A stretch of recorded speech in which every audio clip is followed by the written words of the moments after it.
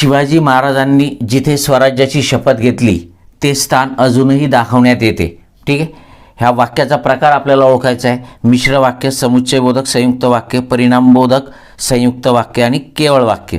तर लक्षात घ्या मित्रांनो, हे मिश्र वाक्य आहे. हे जे वाक्य आहे मिश्र वाक्य आहे, कारण इथे जिथे आणि ते, म्हणजे इथे काय केलेलं आहे, ते जिथे.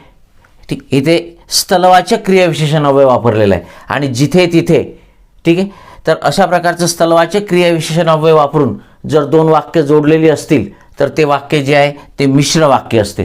मग तुम्हाला माहिती आहे की मिश्र वाक्य केव्हा केव्हा असते, एकतर गौणत्वसूचक उभयन्वयी अव्यय वापरलेलं असेल दोन वाक्य जोडताना, तर किंवा मग संबंधी-दर्शक सर्वनाम वापरलं असेल तर मिश्र वाक्य असते, किंवा मग ज्या ठिकाणी स्थलवाचक क्रियाविशेषण वापरून दोन वाक्य जोडलेली असतात ते मिश्र वाक्य असते. ओके.